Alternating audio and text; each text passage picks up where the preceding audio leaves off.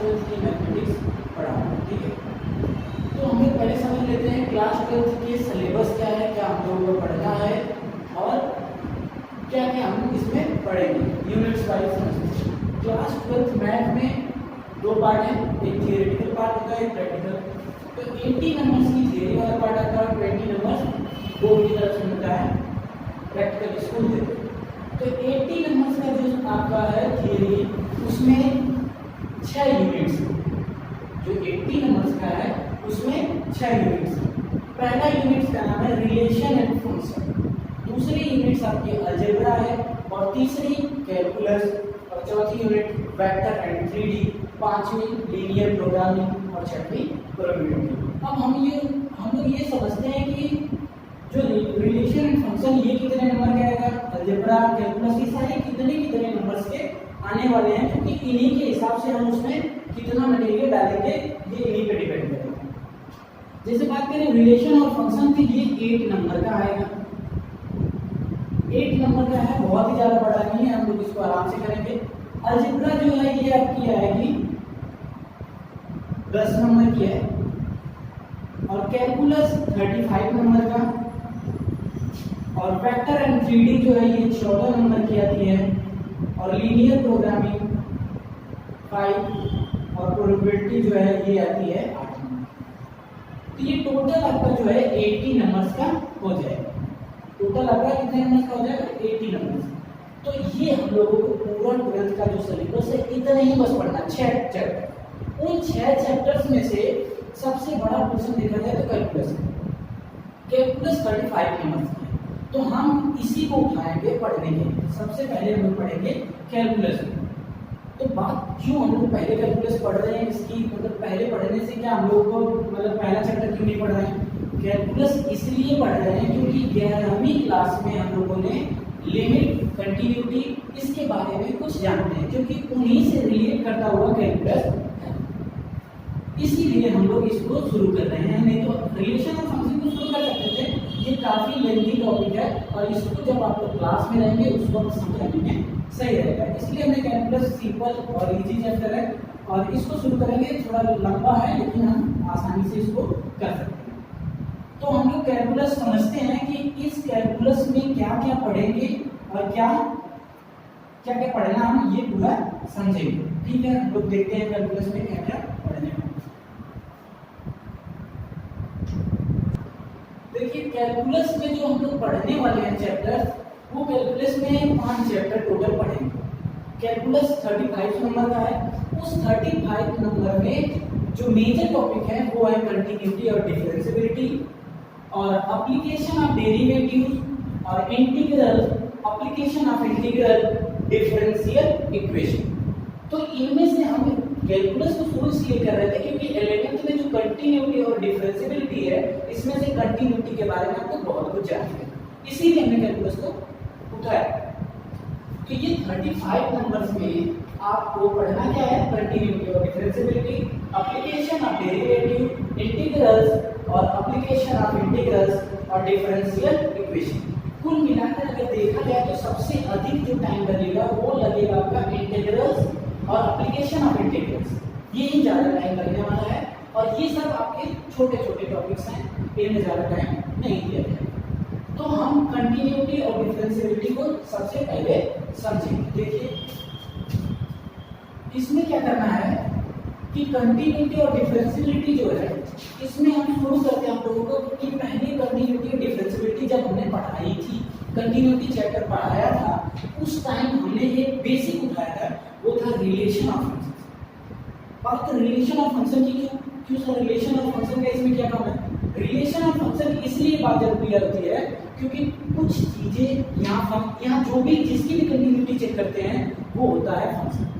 Function की ही हम check करते हैं कि वो फंक्शन कंटिन्यूअस है कि डिसकंटिन्यूअस है, क्या है क्या नहीं है, वो सब बातें फंक्शन पे रिलेटेड मतलब बातें होती हैं। तो हम पहले फंक्शन समझते हैं और उससे पहले रिलेशन समझते हैं कि क्या होता है। छोटे छोटे पॉइंट्स का डेफिनेशन के थ्रू समझा देंगे आप लोगों को। तो सबसे पहले हम लोग समझते हैं रिलेशन क्या होता है। क्लास 11th में ही आप लोगों ने सेट के बारे में पढ़ा। सेट क्या होता है कि किसी भी ग्रुप का एक मतलब आप लोग सेट बनाते हैं। जैसे हमने दो सेट ले लिए, सेट ए और सेट बी, दो सेट हमने ले लिया और इन सेट्स के बीच में अगर मान लेते हैं हमने सेट लिए ए बी सी, यहाँ पर ले लेते हैं A1 B1 और C1। तो जो सेट A है और जो सेट B है, अगर इनके बीच में कुछ रिलेशन है, जैसे अगर आप सिंपल भाषा में समझें तो माता और पुत्र के बीच में कुछ रिलेशन होता है, वैसे ही दो सेट्स के बीच में भी रिलेशन होते हैं।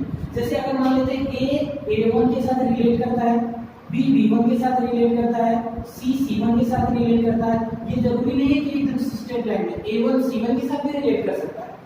तो हम ये कह रहे हैं कि अगर ये इसके साथ रिलेशन रिप्रेजेंट कर रहा है तो इस रिलेशन को दिखाने के लिए एक इक्वेशन की जरूरत पड़ती है।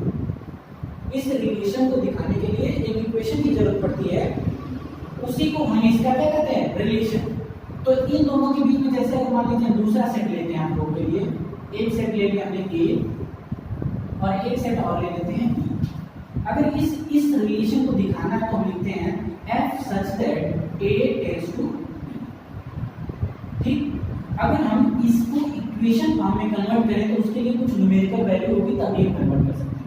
जैसे हमने लिया A और B, हम लिख देते कोई भी या नंबर्स लिख देते हैं 1 2 3 लिख देते हैं, और कुछ ऐसा नंबर्स लिखते हैं जैसे हमने यहाँ लिख दिया 1 4 और 9। तो अब देखेंगे, ध्यान से देखिए, तो इनके बीच में एक रिलेशन है कि 1 का स्क्वायर करेंगे तो ये नंबर मिलेगा, 2 का स्क्वायर करेंगे तो ये मिल जाएगा, 3 का स्क्वायर करेंगे तो ये नंबर मिल जाएगा। यानी कि इसमें ये जो नंबर्स हैं ये इनके स्क्वायर है, तो एक रिलेशन है कि नहीं। तो हम लिख सकते हैं, अगर ये पॉइंट x मानते हैं और ये पॉइंट y, तो क्या लिख सकते हैं y = x²। तो देखिए हमने क्या किया, इन दोनों सेट्स को एक रिलेशन में कन्वर्ट कर दिया, और इसी रिलेशन को हम क्या कहते हैं, इन दोनों के बीच एक रिलेशन है, वो ये है। तो आप लोग पहले से एक चीज जानते हो कि fx जो होता है, एक चीज और जानते हैं कि fx जो होता है वो y के इक्वल होता है। तो y के प्लेस पे हम लिख सकते हैं fx, ये हो गया x²। अब देखिए x की वैल्यू यहाँ जो पुट करेंगे वो y की वैल्यू देता चला जाएगा। x की वैल्यू 1 रखिए, 1 आ जाएगा, 2 रखिए, 4 आ जाएगा, 3 रखिए, 9 आ जाएगा। ठीक है, तो हम ये बता रहे हैं, अभी ये समझना है कि दो सेट्स के बीच में रिलेशन होता है, उसे हम f से डिनोट कर रहे थे, और f का रिलेशन a to b है, और ये रिलेशन को इक्वेशन फॉर्म में कन्वर्ट कर दिया, वो हमने ये लिखा। ठीक है, अब बात करते हैं कि रिलेशन, जितने रिलेशन मान लेते हैं पूरा बहुत रिलेशन, ये आपका पूरा रिलेशन, एक ये रिलेशन की मान लेता है एक एरिया। तो इस पूरी रिलेशन में से कुछ को ही, सारे को नहीं, कुछ को ही फंक्शन बोलते हैं। इस रिलेशन, अगर ये पूरा रिलेशन है तो इस रिलेशन में से कुछ को क्या बोलेंगे, फंक्शन। अब हम यहाँ ये नहीं समझाएंगे आप लोगों को कि किनको फंक्शन बोलेंगे। सिंपल भाषा में अगर समझे तो 11th में हमने समझा दिया था कि फंक्शन किसको बोलते हैं। अगर इसके जो भी इसमें दिया हुआ है, देखिए फंक्शन थोड़ी से बता देते हैं तुमसे की बात है कि जो इस रिलेशन में अगर इसका जो रेंज, इसका ये रेंज होता है, आप लोग पढ़े होंगे, ये डोमेन होता है, ये एक रेंज होता है। तो जो इसका रेंज होता है और जो इसका कोडोमेन, दो चीजें आती है, कोडोमेन और रेंज, वो हम उसमें समझाएंगे। लेकिन हम ये बता देते हैं कि कोडोमेन की वैल्यू, अगर कोडोमेन की वैल्यू जो है वो रेंज से क्या हो, जो फंक्शन का कोडोमेन है उसके फंक्शन के रेंज से क्या हो, कम हो या उसके बराबर हो, तो उसे फंक्शन। यानी कि हम लोग जो ये कंटिन्यूटी चैप्टर पढ़ने वाले हैं उसमें सारे फंक्शन की बात है। तो फंक्शन की बात होने का मतलब क्या है कि उसका कोडोमेन जो था रेंज से हमेशा क्या था, कम था या उसके बराबर। ठीक है, तो ध्यान दीजिए कि कोडोमेन हम कैसे निकालते हैं। ये सब कोडोमेन, रेंज क्या होता है, सब रिलेशन और फंक्शन पहला चैप्टर जो 8 नंबर का आने वाला है उसमें हम लोग सीखेंगे। लेकिन बस यहाँ हम बेसिक ले जाने के लिए कोई कंटिन्यूटी समझाने के लिए समझा। तो देखिए आप क्या बता रहे हैं कि हम लोगों ने समझ लिया कि फंक्शन क्या होता है। फंक्शन क्या होता है, एक बार मैं फिर से ओवरव्यू देता हूं कि दो सेट्स थे, उनके बीच में एक रिलेशन था, उस रिलेशन का नाम f दे रहे थे, और इस f जो था, ये रिलेशन जो था, इनमें से कुछ को ही फंक्शन बोले। कुछ कौन से थे, जिनका कोडोमेन रेंज के बराबर हो गया या छोटा होगा, उन्हीं को क्या बोलेंगे, फंक्शन। तो ये सब क्या है, इनको हम इक्वेशन फॉर्म में कन्वर्ट कर सकते हैं, और इन्हीं को हम, ये या तो फंक्शन हो भी सकता है, फंक्शन नहीं भी हो सकता है, वो सब हम चेक करवाएंगे वहां। तो जो फंक्शन रहेंगे उनकी हम क्या निकालेंगे, कंटिन्यूटी और डिफरेंशिएबिलिटी। ठीक है, तो कंटिन्यूटी और डिफरेंशिएबिलिटी निकालने के लिए देखिए कैसे होता है।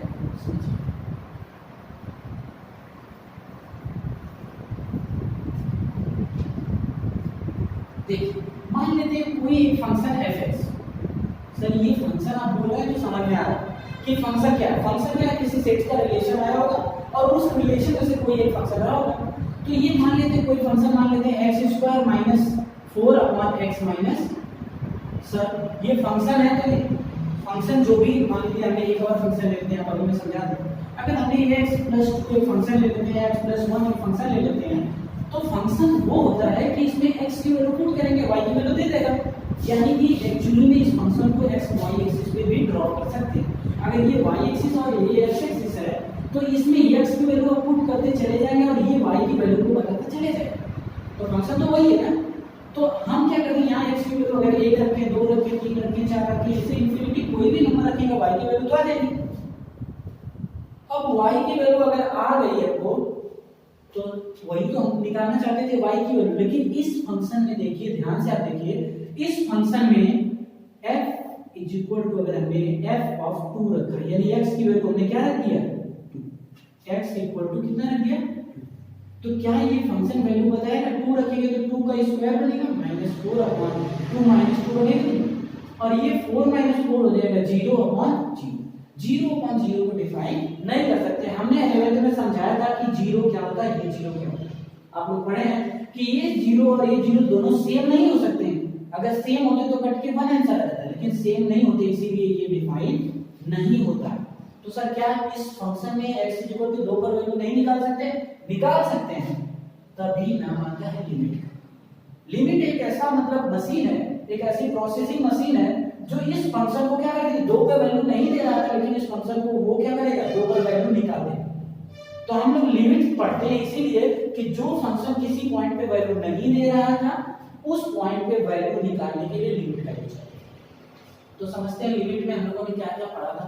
अब इतना तो समझ में आ रहा होगा कि रिलेशन जो था, रिलेशन जो था उससे हमने फंक्शन चूज किया, उस फंक्शन की किसी पॉइंट पे लिमिट नहीं निकाल पा रहे, किसी पॉइंट पे वैल्यू नहीं निकाल पा रहे थे, तो उस वैल्यू को निकालने के लिए हमने क्या पढ़ा, लिमिट। लिमिट आप लोगों ने अच्छे से पढ़ी थी।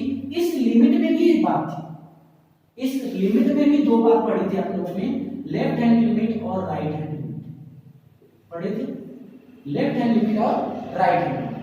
तो ये लेफ्ट हैंड और राइट हैंड, इसकी क्या जरूरत थी भाई, अगर मैं ये कह देता हूं ये x एक्सिस है और ये y एक्सिस है, ये x एक्सिस है और ये y एक्सिस है, अगर इस कोई फंक्शन, जनरली कोई फंक्शन ले लेते हैं, मान लेते हैं कोई एक फंक्शन f(x) है, हमको नहीं पता ये क्या है, तो हम इसका ग्राफ कुछ ऐसे ड्रॉ करते हैं। हमने कहा ये फंक्शन f(x), जनरली ग्राफ बनाते हैं।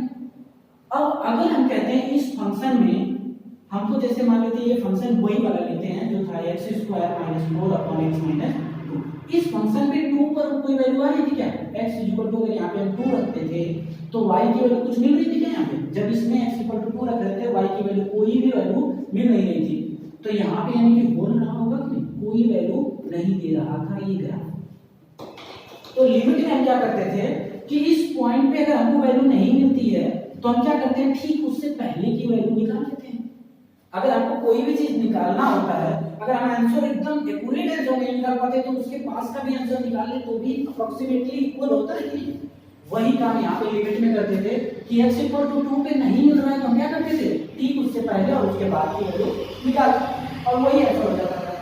तो अगर हम ठीक पहले की वैल्यू निकालते थे तो लेफ्ट हैंड लिमिट का यूज करते थे, तो उसमें क्या करते थे, ठीक पहले की वैल्यू निकालना है तो लेफ्ट हैंड लिमिट में आप देखिए क्या करते थे,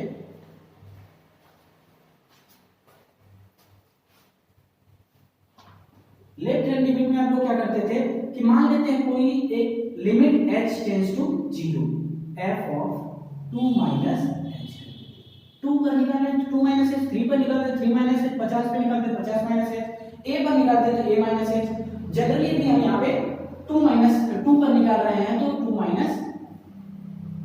h करेंगे। सर h क्या है, h जो है वो लगभग क्या है, 0, h टेंड्स टू 0 मतलब h अप्रोक्सीमेटली 0 है, मतलब 2 में से थोड़ी सी कुछ वैल्यू अगर माइनस कर देंगे तो 2 से ठीक पहले आ जाएगी नहीं, पहले आया मतलब क्या है, लेफ्ट हैंड लिमिट है। तो 2 माइनस एच, यानी कि अब देखिए जो फंक्शन था, अगर हम फंक्शन में ये यूज करें तो वो आ जाती है लेफ्ट हैंड लिमिट।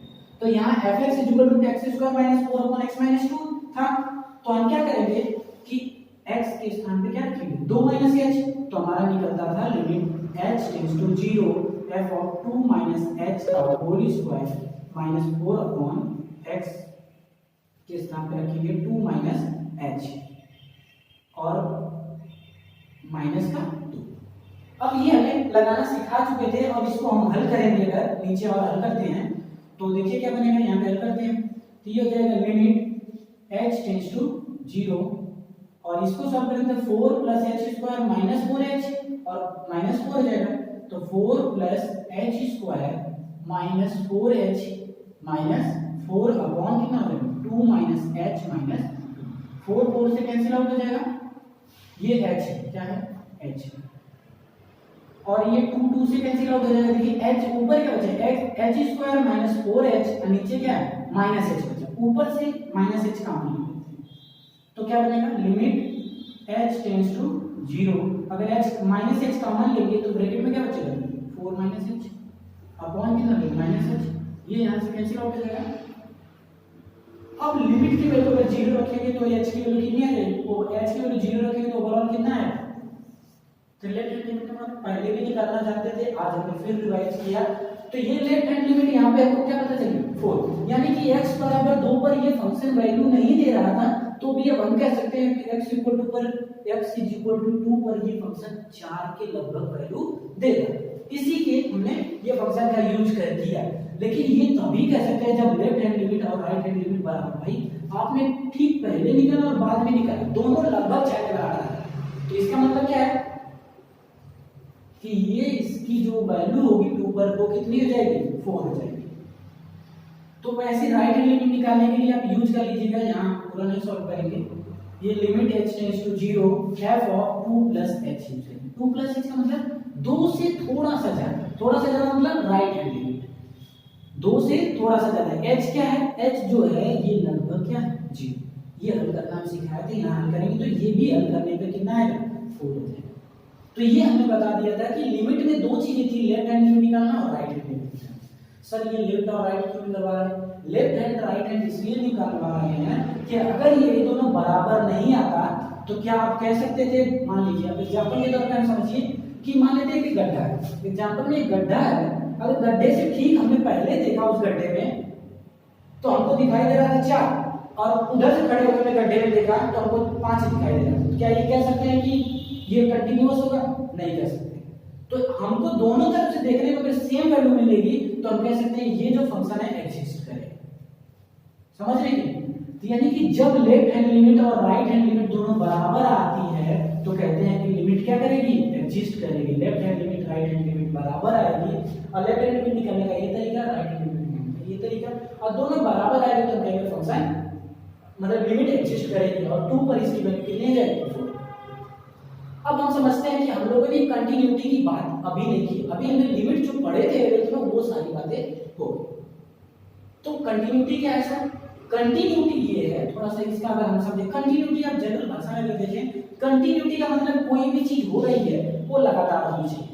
जैसे ये ग्राफ अगर यहाँ से जा रहा है, अगर बीच में टूट जाए तो कहेंगे ये ग्राफ कंटिन्यूअस है, नहीं कह सकते। अगर ये ग्राफ यहाँ पे टूटा नहीं होता तो कह सकते थे ये ग्राफ क्या है कंटिन्यूअस है। तो वैसे ही इस पूरी कंटिन्यूटी वाले चैप्टर में हम क्या करते हैं, जो भी फंक्शन दिया रहेगा हम यहाँ ग्राफ सबका नहीं बनाएंगे, कुछ का ग्राफ बना सकते हैं लेकिन हम ग्राफ नहीं बनाएंगे तो कुछ एनालिटिकल मेथड होते हैं जिसके थ्रू हम चेक कर लेते हैं वो ग्राफ कंटिन्यूअस होगा कि नहीं होगा। तो हम वो कंटिन्यूटी के बारे में थोड़ा सा बताते हैं।